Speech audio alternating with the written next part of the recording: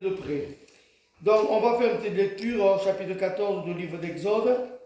On va commencer au verset, attendez que je ne dise pas des bêtises,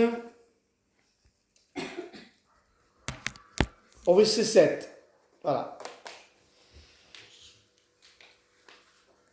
Il prit 600 chars d'élite et tous les chars de l'Égypte.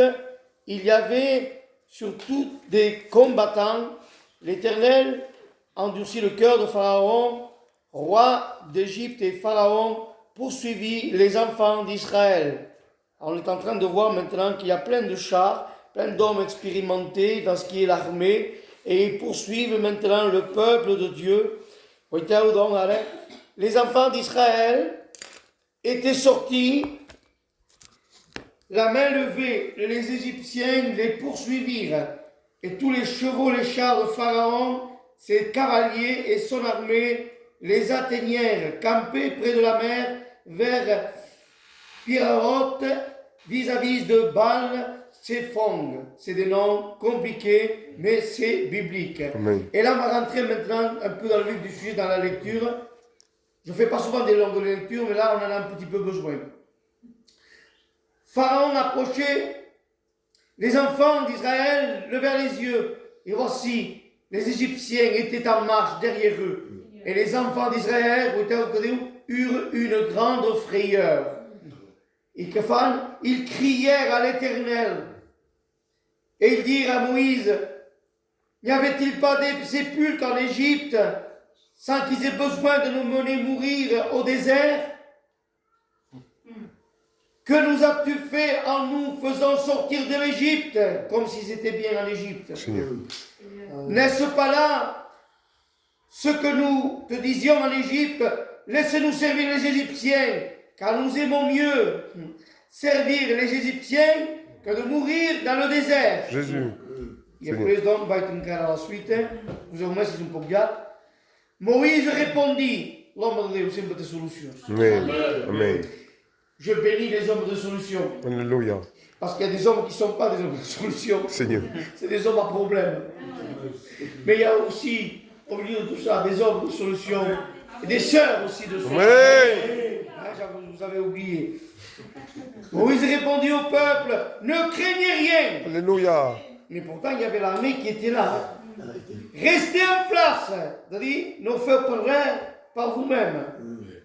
Et regardez la délivrance que l'Éternel va vous accorder en ce jour. Amen. Car les Égyptiens que vous voyez aujourd'hui, c'est-à-dire le problème, vous ne les verrez plus jamais. Que Dieu soit béni pour ça. Et qui nous comme verset 14, l'Éternel combattra pour vous. Amen. Mais et vous gardez le silence. Amen. Et c'est un peu l'introduction. Et vous, et nous, et moi, et tous, gardez le silence. Quand on se convertit, quand on donne notre cœur à Jésus, il ne faut pas se faire des fausses illusions. Il ne faut pas penser que quand on marche avec Dieu, il ne va y avoir jamais de problème. Seigneur. On ne prêche pas des messages comme cela. C'est des faux messages. Et ce n'est pas l'évangile. Sur la terre, il y a des tas de choses qui viennent au moment où on ne s'y attend pas. Parce que si on s'y attend, des fois on se prépare. Et si même on se prépare, ça vient quand même. Ça ne demande pas la politesse, est-ce que je peux, ou je viens demain, quand c'est que ça t'ira bien. Le problème est toujours présent, et il sera toujours présent. Mais quelque chose est différent quand on appartient à Dieu, et lorsqu'on est loin de Dieu. Il y a une peur. La Bible a parlé, vous avez un peu écouté la lecture, le peuple de Dieu a peur.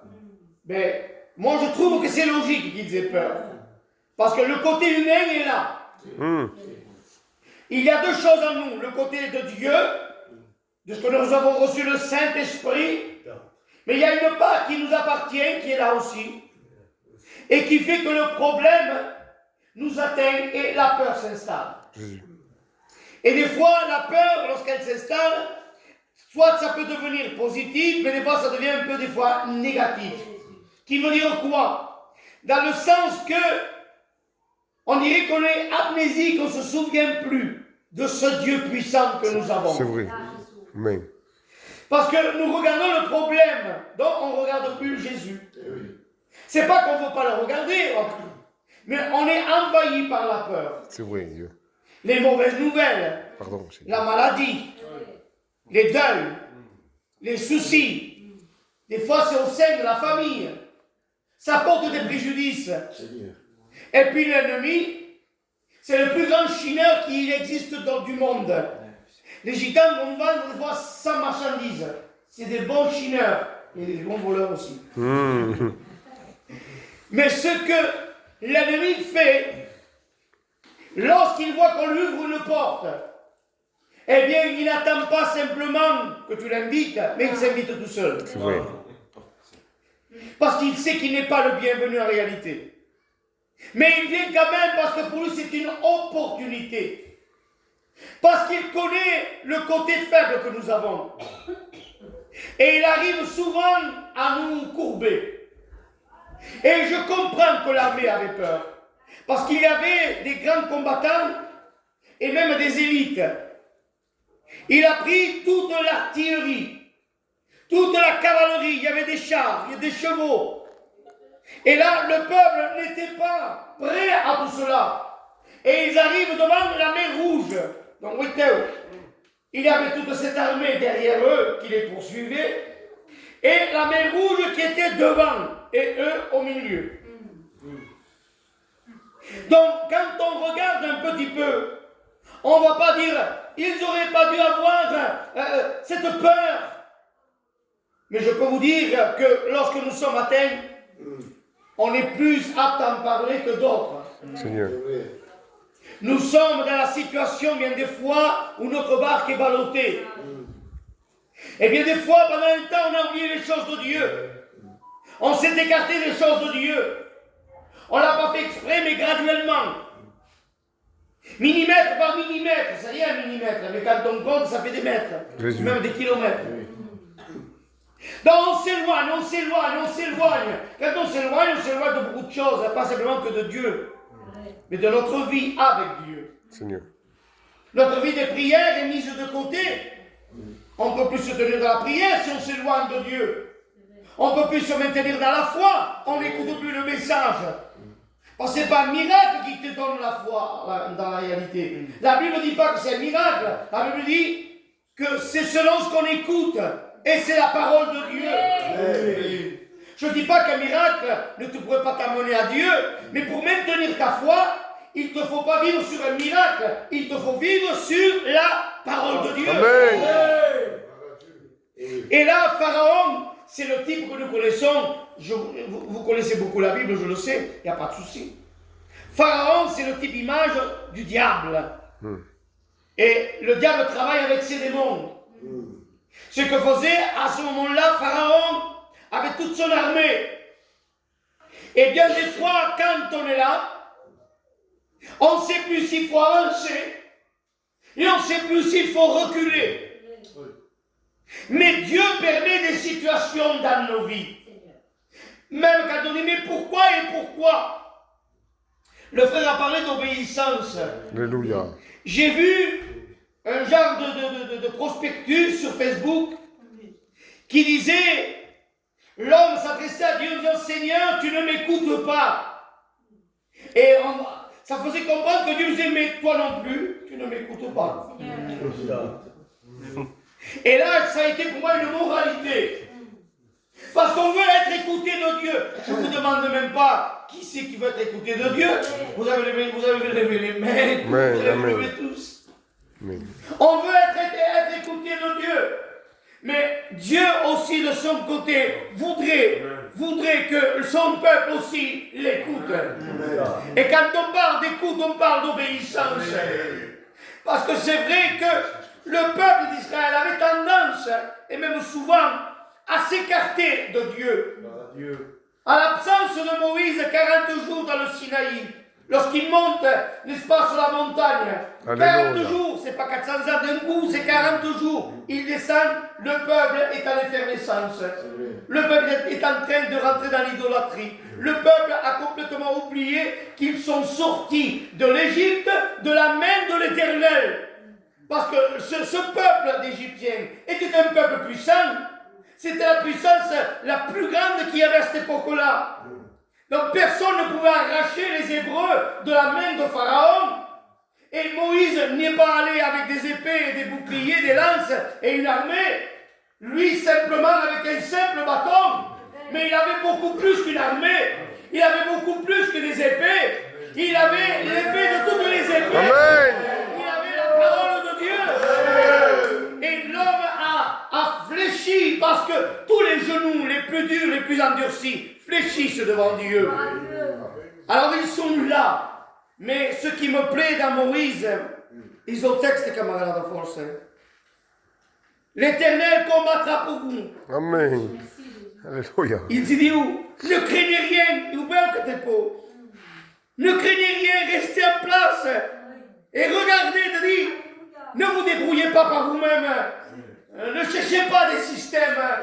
N'inventez pas des méthodes. Ne vous faites pas votre évangile à vous. N'essayez pas, comme si on allait, vous savez, dans ces buffets libres, de te faire ton menu toi-même. La Bible, ce n'est pas le buffet libre. Si on ne se confie pas en Dieu, on ne peut pas s'en sortir. Et la base de tout, c'est faire comme l'apôtre Pierre. C'est d'avoir les regards fixés sur Jésus-Christ. Parce que l'apôtre Pierre s'est enfoncé parce qu'il y a eu de vent autour de lui. Il a eu peur. Il ne regarde plus Jésus. Amen. Il le regardait. Quand il le regardait, il marchait. Il marchait sur les eaux. Ça veut dire qu'il marchait sur l'impossible. Sur quelque chose comme moi et ton Dieu. Mais c'est pas possible. Oui, le pas possible, c'est nous. Mais le possible, c'est Dieu. Mais lorsque le vent arrive, eh bien, il a peur. Il a peur et il ne regarde plus Jésus. Il regarde la situation. Ce qui fait qu'il va s'enfoncer. Mais je donne un conseil. Je me le dis à moi-même. Tant que je regarderai mon problème, je ne pourrai pas m'en sortir. Tant que je regarderai la situation, je serai dans l'angoisse et dans le désarroi. Mais lorsque je tournerai mes regards vers Dieu, lorsque je me confierai en Jésus-Christ, lorsque, parce que vous savez, vouloir quelque chose de Dieu, je suis d'accord. Nos enfants, et même les petits, moi ce qui me déplaît beaucoup de nos enfants, les miens déjà en particulier, c'est lorsqu'ils viennent simplement que pour me demander. C'est pas que je ne veux pas leur donner, je leur donne ce que je peux, bien entendu. Mais mon fin de vie, dans le sens que tu me demandes, Gilles, je te passe. Et après quoi? Il ne se passe plus rien. Ce qui veut dire que tu viens pour l'intérêt. Tu viens rien que pour me demander. Moi j'attends que tu me demandes, je veux te donner. Mais qu'il n'y ait pas simplement cette relation où c'est le moment où je te donne. Parce que tu as besoin aussi que tu lui donnes. Amen. Il a besoin aussi que tu te tournes vers lui. Il a besoin que tu lui fasses confiance. Et tant que tu regarderas le problème, écoutez, Goliath était un géant plus que géant. Parce que, vous savez, 6 coudées et un pan, voilà, c'est énorme. J'avais dit à Rilon que toi, Rilon, je te laisse avec lui et moi je m'en vais. J'ai dit ça dernièrement. Parce que combattre un homme comme ça, c'est impossible. Il n'est plus armé, on lui portait son bouclier, parce qu'il y a 2 hommes pour porter son bouclier. On ne peut pas affronter Goliath, devant Dieu qu'on ne peut pas. Normalement, il faut fuir. Mais ce que j'aime de David, et qui même est en référence avec cette histoire, c'est qu'il me dit, Goliath, tu viens avec la lance, le javelot, tu as tout, moi j'ai pas tout ça. Parce qu'il ne dit pas que lui il a une lance, parce qu'il n'a pas de lance. Il ne dit pas qu'il a un bouclier, parce qu'il n'a pas de bouclier. Croyez-vous que c'est légal une fronde avec 5 pierres devant un homme comme ça? C'est pas une petite pierre, c'est vraiment une tonne de pierres qu'il faut lui lancer sur lui. Oui. Mais voyez-vous, si je me débrouille par moi-même, je vais inventer quelque chose pour réussir. Mais il dit non, moi je viens vers toi. Amen. Mais je viens au nom de l'Éternel. Il y a des armées qui nous poursuivent. Il y a des démons qui nous tourmentent. Il sait où je suis. Dans le sens que je me suis mis un petit peu dans ces choses-là lorsqu'on m'appelait. le premier jour quand on m'a appelé, je faisais des sympas dans la maison. Il y a le conféré. Il y a le conféré. Il y a le conféré. Oui. La première fois, jamais je m'étais affronté à ces choses-là. Jamais. C'est pas que je voulais pas, c'est parce que jamais je m'étais affronté. Et croyez-moi que c'est puissant. Jésus. Mais j'ai vu aussi la puissance de Dieu. Amen. Et Pharaon était puissant. Et son armée était puissante. Et ses élites étaient puissantes. Mais quelle erreur Alléluia. de vouloir se confronter avec Dieu. Amen. Ils ne savent pas avec qui ils se sont confrontés. C'était pas une autre armée. C'était pas un autre roi. Mais c'était Dieu l'Éternel. Amen. Sur qui les armées ne peuvent pas résister. Quel que soit qui se passe dans ta vie. Parce qu'il y a des moments qui ne sont pas toujours les mêmes. On dit que les jours de la semaine se ressemblent. Il y a le lundi et dimanche, on repart à nouveau. Lundi et dimanche, on repart à nouveau. Mais il peut y avoir un lundi ou un dimanche qui n'est plus le même comme les autres. Il peut y avoir des choses qui vont te fracasser. Il peut y avoir des choses vraiment qui sont là pour te décourager. Tu crois que l'ennemi va venir à tes côtés pour te dire t'inquiète pas, ça va aller. Au contraire, et jamais il te dira ça. Le seul qui peut te parler comme ça, c'est le Saint-Esprit. Amen. Il se révèle à toi. Et nous devons faire confiance à quelqu'un dit où. Je vais le répéter le texte. Regarde quel texte est. Je l'ai pris pour moi et je l'ai vraiment assimilé. L'Éternel combattra pour vous. Amen. C'est vrai. Mais comment on fait, donc Dieu?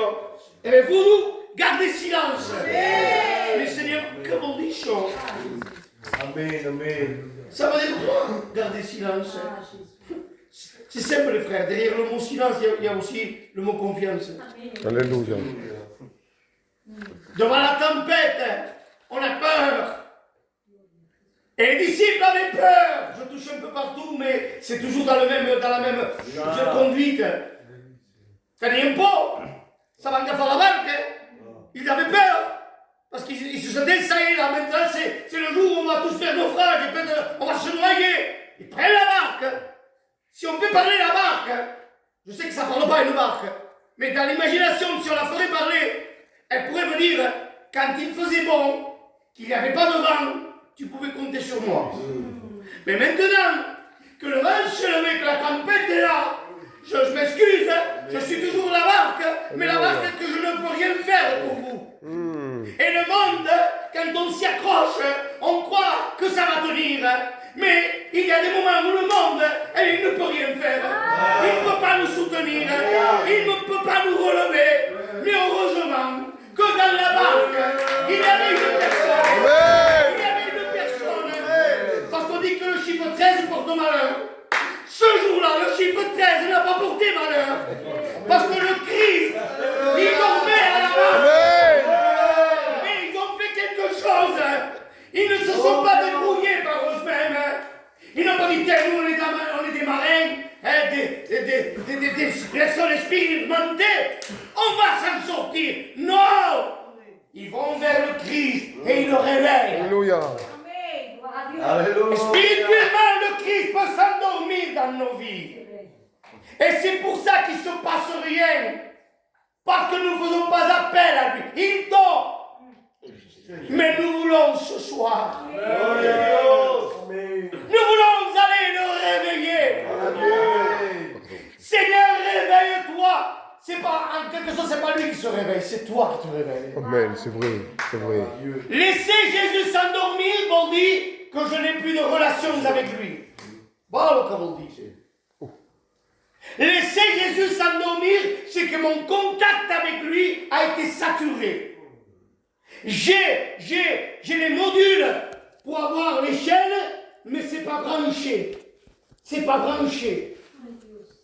Alors j'ai tous les appareils, mais ça ne marchera jamais. Alors je peux venir avec une certaine apparence de me dire, je suis toujours un chrétien. Oh, je suis toujours un chrétien, mais ton fil spirituel n'est pas branché. Dans ce qui fait que la relation avec Dieu ne demeure pas. Aujourd'hui, nous avons besoin de brancher nos fils spirituels et se connecter à Dieu. Parce que nous avons fait une promesse. Et peut-être un jour j'aurais besoin que vous descendiez à Pézia pour m'encourager. Parce que tout le monde passe des moments de découragement. Même les pasteurs et moi, en tête de liste. Mais nous avons dit le jour de notre baptême, je me suis baptisé le 4 janvier 1987. J'avais tout juste à peine 17 ans. Et à ce moment-là, je sortais de la toxicomanie vraiment assez forte pour moi à mon époque. Et puis je côtoyais Paul, qui était pire que moi. C'est un sauvage. Hein? Et Dieu l'a fait un serviteur de Dieu. Mais quand on regarde cela, quand on regarde ce qu'on était, ce qu'on a été à un moment donné, et qu'on voit vraiment que Dieu a tenu un regard favorable sur notre vie, on regarde qu'on a dit, Seigneur, je te suivrai dans les bons et dans les mauvais jours. Amen. Les mauvais jours, des fois, sont présents. Mais nous voulons être comme la maison qui a été bâtie sur le roc. Amen, Jésus. Je ne veux pas perdre mon temps à venir dans les églises et à prêcher la parole de Dieu. Si je bâtis ma vie sur le sable, parce que la moindre chose va m'éloigner et m'écarter de Dieu, alors que je vais tout abandonner. Mais je veux tout simplement ne pas être friand de vouloir l'estrade. L'estrade, elle viendra quand Dieu voudra. Mais je veux tout simplement que ma vie soit fondée sur le roc. Pour une seule chose. Parce que viendra les problèmes. Et encore aujourd'hui, je ne suis pas sorti du problème. Je parlais à David. Je ne suis plus le même. Alléluia. Je ne suis plus le même. Et si je me relève, et si j'arrive à prendre ma Bible, et si je peux prêcher la parole de Dieu, c'est pas à cause parce que ça fait 30 ans que je prêche. C'est à cause parce que je sens que le Saint-Esprit, il vient pour me renouveler. Sinon, moi, je n'y arrive pas. Il y aurait peut-être longtemps que j'aurais tout abandonné, tout claqué, tout jeté. Mais je sais que Dieu, dans les moments où moi j'ai dit cela, dans les moments où j'ai même pensé de le faire, le Saint-Esprit est venu. Et je dis que si je suis là, c'est pas grâce à mes capacités, mais c'est grâce à la main de Dieu. Mais on dit une chose, et je sais que vous allez le prendre dans le sens,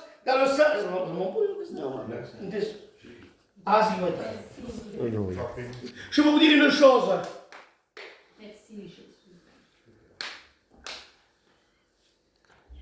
Si un problème te fait revenir à Dieu, je le dis clair, je dis merci Seigneur. Gloire à Dieu.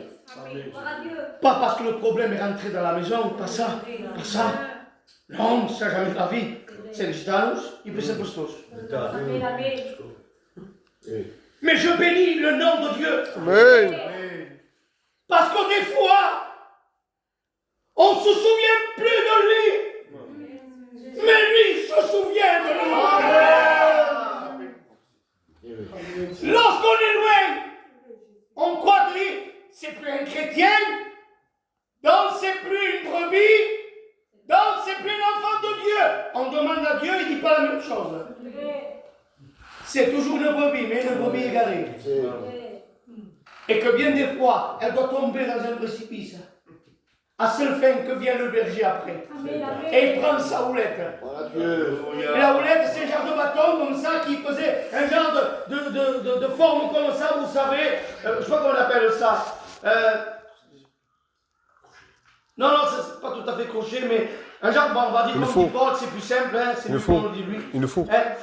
Donc, il voulait la prendre, et il devait la prendre, mais quand il la prenait, il n'était pas obligé de la blécher. Tu dis, ouais, il est méchant ce berger.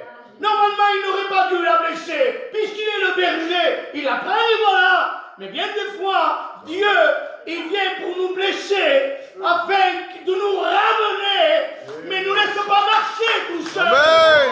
Parce qu'on est blessé. Et il nous porte sur ses épaules. Parce qu'on est fatigué. Il nous amène à l'hôtellerie. Et là, il ouvre sa pharmacie. Parce que Dieu n'est jamais en rupture de médicaments. Aujourd'hui, vous demandez des médicaments, ils ne sont plus maintenant en circulation ni rien. Ou alors ils ne sont plus remboursés. Mais avec Dieu, la pharmacie de Dieu, elle est toujours là. Elle est ouverte, cette pharmacie. Amen. Et si tu es blessé, et si tu es fatigué, si tu es désespéré, s'il y a la crainte dans ton cœur, si les pharaons sont là sur toi, si Goliath te terrorise, et dans ton cœur le souvenir que Dieu est avec toi, que Dieu anime, que Dieu lève. Il n'y en a pas comme Dieu. Il n'y en a pas. Gloire à Dieu. Oh. Je bénis le Seigneur. Comme on dit bouchon. Alléluia. Alléluia. Dico una cosa, i gitani sono, e se no, Amen. Speravo, bien. Ne craignez rien. Restez en place et regardez la délivrance que l'Éternel va vous accorder en ce jour-là. Car les Égyptiens que vous voyez, c'est bien, ouais, que vous voyez aujourd'hui, vous ne les verrez plus jamais. Seigneur. Amen. Amen. C'est lui qui va les éliminer. C'est lui qui va les faire, les briser, les casser. Parce que Dieu, lui, il sait briser les problèmes. Il sait nous attirer à lui. Il sait comment nous donner la victoire. Une victoire a été proclamée à la croix. Mais cette victoire, c'est la victoire de l'Église. L'Église, elle repose sur les promesses de la parole de Dieu. Parce que tu me dis, j'ai la foi. Mais sur quoi tu as la foi? Ah, parce que non, ça c'est pas la foi, ça c'est la foi qui voyage n'importe où. Le socle de la foi, c'est la parole de Dieu. Amen. Et tout simplement, je te dis, et je termine avec ça, qui nous laisse. Bon,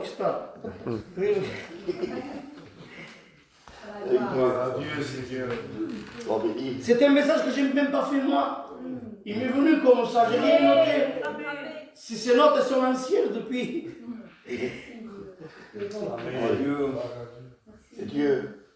Alléluia, Jésus. Et maintenant, il dit comme ça, avec ses lunettes, je vois pas. Donc, regarde, il combattra pour vous. Amen. Non, qui me reste fort. Il combattra pour vous. Mais Dieu garde le silence. Ne va pas à droite, à gauche. Ne va pas chercher là-bas et ici, je ne sais pas qui et je ne sais pas quoi. Jésus. Garde le silence. Fais-lui confiance.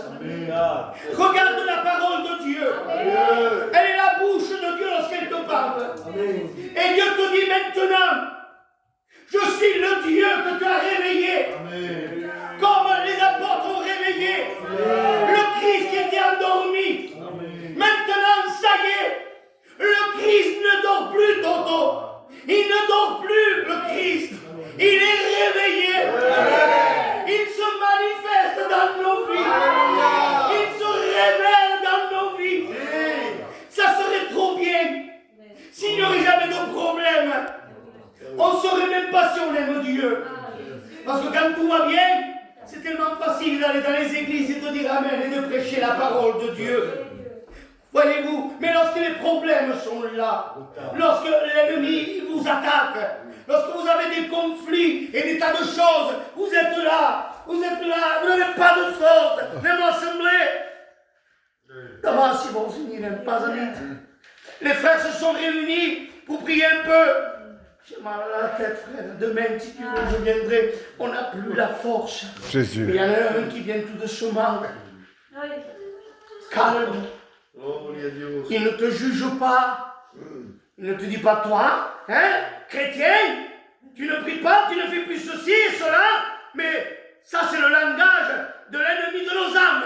Lorsqu'il veut nous accabler, et il prendra des choses, parce qu'il en a des choses pour nous accabler. Mais il n'a pas le sang de Jésus. Amen. Il n'a pas le sang de Jésus. Amen. Seul le sang de Jésus nous purifie, nous purifie Amen. de tout péché. Alors ce soir, je termine. Gloire à Dieu. Merci Seigneur parce Merci. que tu m'as béni un peu. Merci Jésus. Je ne savais pas si je pouvais venir ce soir. Gloire à Dieu. Je vais à la maison, j'ai 16, 17 de tension, je m'allonge 13. J'ai chaud comme un fondio. Ça descend en 5 minutes. Je suis très très mal en ce moment-là. Je fais des examens pour les yeux, des examens pour l'oreille. Je dois faire des dopplers. Je me sens très très mal en ce moment. J'ai peur d'aller un peu loin, ça dépend où je vais. Je suis allé dernièrement à Narbonne, ma carrière tournant. Tenez 10 minutes passate d'attention. Jésus. Et je vois vraiment, et il m'a fait mal, parce que je vois que l'ennemi veut essayer par cela de me freiner dans mon ministère. Donc ça me fait du mal.